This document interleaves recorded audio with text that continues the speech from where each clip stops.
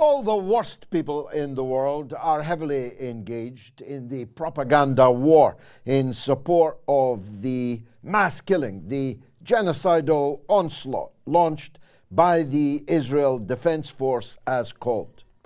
Ben Shapiro, Jordan Peterson, Robert F. Kennedy, and many other heavyweight, big platform, big audience personalities, 300 in Hollywood alone, have thrown their bodies into the firing line. They have declared their everlasting love for Israel. They have declared their redefinition of the word genocide. They have redefined the term self-defense. They are sending money, some of them even sending themselves as mercenaries. People are being redeployed from the front line in the Ukraine. Weapons are being redirected, and above all, perhaps, financial aid is now swinging wildly away from the funding of the Ukraine war to the funding of the Middle East war, on the cusp of which we now stand. Israel says it has not yet invaded the Gaza Strip because of bad weather. That always sounded fairly implausible to me, but it remains the case that whilst a Palestinian child is now dying every 5 minutes under bombardment from brave pilots in the sky who dive bomb the squalid refugee camps, mosques, hospitals are being told to evacuate within an hour before that hospital is bombed. Just think about that.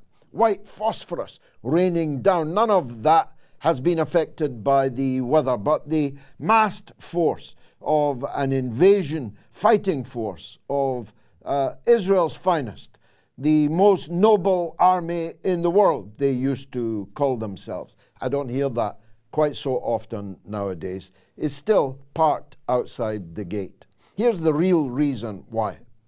Hezbollah and Iran have made it perfectly plain, along with lesser players like the Shiite militia forces in Iraq, like the fighting forces inside the Yemen, Ansar Allah, have all made it plain that if this does not stop soon, and if there is a ground invasion at any point, that they will become involved in the war. I think you need to get some perspective on this. Hezbollah is approximately 100 times more powerful than the resistance movements in the Gaza Strip. 100 times more. They have 100 times more missiles, and their missiles are not homemade. Their missiles are targeted, and they're targeted on the centers of power and the centers of population of the state of Israel itself. The Israeli people will not just have to hurry for the bomb shelters. If Hezbollah enters the war, they will not be able to leave those air raid shelters because the missiles will rain down incessantly. Israel will, of course, fight back, and the United States aircraft carriers, who present something of a sitting target, I must tell them, for the Lebanese batteries on shore. Mark my words about that. The United States will join the war. Britain, in a kind of carry on up the Khyber caper, has decided to send 2 of its sadly depleted Royal Navy to the shores of the Levant. To do what? I'm not sure. But we can assume that whilst they themselves will become targets, that they will not remain silent. Their guns will not remain silent. The problem with that is, once America and Britain begin attacking Hezbollah targets in Lebanon, Iran will attack them and will attack Israel itself. Now, if Hezbollah is 100 times more powerful than Hamas and Islamic Jihad and the alphabet soup of Palestinian resistance organizations, then Iran is 1,000 times more powerful than Hezbollah. And thus, a general state of Middle East war will then exist. You'll have Iran, Ansar Allah in Yemen, the liberation forces in Iraq, the state of Syria and its armed forces will recover the stolen Syrian territory of the Golan Heights. Hezbollah will be all guns blazing. Israel will be fighting in Gaza and in the north of the country against Hezbollah, drawing its allies, presumably America and Britain, to the fore into deeper and deeper into that conflict. And here is the overarching problem. Syria and Iran are close allies of Russia and, not far behind, close allies of China.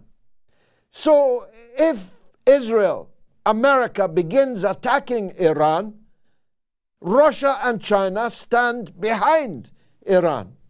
I hope you're beginning to get a clearer picture. That's why the ground invasion has not begun, because Israel and its allies are calibrating just how difficult a job it will be to fight amongst the rubble in the alleyways, every inch of which are known by the defenders but not known at all by the attackers. All the while, no internet or not, there will be television pictures of Israel's invasion of Gaza emerging. They'll emerge, apart from anything else, from the many, many Israeli soldiers that don't want to do this and are arguing, and they show themselves on video arguing with their officers that this is not the right, or at least the wise thing to do. So the fighting amongst the rubble, in the alleyways, underground, hand to hand, will be very, very costly indeed. Just bilaterally between the Palestinians and the Israelis, once the others join in, as they are openly pledging to do, then we are on a helter-skelter to hell. A helter-skelter to hell that will not exclude you and me. It will not exclude us. This conflict, if it spirals in the way I have described, will, first of all, stop all oil production in the Persian Gulf. It will stop the transportation of all oil on the water and in storage of the oil in the Persian Gulf. People are bleating about the price of oil now rising over $100 a barrel. You will not be able to buy it for $10,000 a barrel. There'll be no oil. That means your industry will stop. That means you will become unemployed. That means your already chronic and debilitating economic situation will plummet further into the abyss. And then there's the security risk to our own people of this grotesque over-identification of Western countries with Israel, of their absolute double standards, of their total hypocrisy. You think that the Muslims in France, in Britain, in Germany, and so on, haven't noticed that the Ukrainians are heroes for defending their land against an invader, but the Palestinians are terrorists for defending their land against an invader? Do you think that the people who already live here amongst us and in North America have missed the fact that whilst Palestine can be cleansed repeatedly in ethnic cleansing, in siege and sanctions and repeated bombardment on a massive scale, 2008, 2012, 2014, 2018, Gaza's already been reduced to rubble time after time. Do you think that people have not noticed that we don't give a damn about the thousands of Palestinians who are bleeding this minute in hospitals with no light and no power? Do you think they don't know that their co-religionists have no water and no food? Do you think they don't know that we are deliberately starving people, just like those who besieged the Warsaw Ghetto until the people there revolted? In the words of Frantz Fanon, we revolt because we cannot breathe. The Palestinian people cannot breathe, have not been able to breathe for more than 7 decades. And everyone can see it clearly now. They can see that every government in the Western world is fully behind the slander of the Palestinians and fully behind the slaughter being carried out by Israel.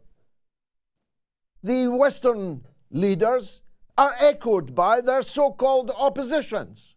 And both the governments and the opposition have a media which blares incessantly the very same propaganda, and now has a repressive regime of legislation to close down those with an alternative point of view. A perfect example of whom is Jackson Hinkle, who will be up in a minute.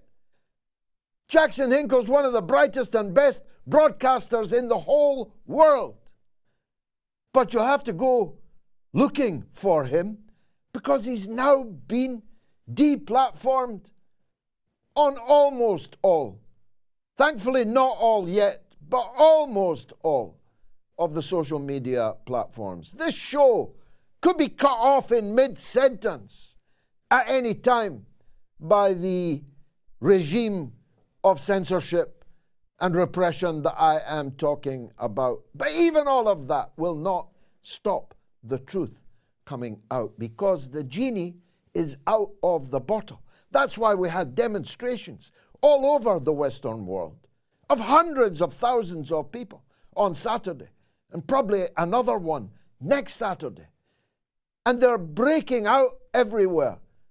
Every main city in Britain this weekend had a demonstration in support of the Palestinian people under this murderous rampage being conducted by Israel with full Western support. Meanwhile, the countries that said no on the Ukraine situation, countries like China, countries like South Africa, countries like Brazil, are saying no, we will not go along with this.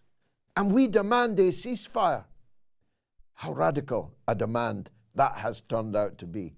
We demand a ceasefire. We demand negotiations. We demand a Palestinian state with East Jerusalem as its capital, as was agreed 30 years ago on the White House lawn in the Oslo agreements. The European Union is falling apart. Mrs. von der Leyen immediately set off for Israel and promised the earth to Mr. Netanyahu, as she had already promised the earth to Mr. Zelensky in the Ukraine. She has grossly exceeded her brief. Her zeal has upset countries like Ireland, countries like Norway, and others in the European Union. And little Borrell, remember him? The man who, the chief gardener, who described the rest of the world as a jungle. His nose is out of joint because that's his job, to go around the world threatening war, pestilence, famine, and disease on other people. Who is this von der Leyen, this German daughter of the Third Reich, to steal his thunder? Well, I told you Jackson Hinkle's coming up. He is right after this short break. You don't want to miss it.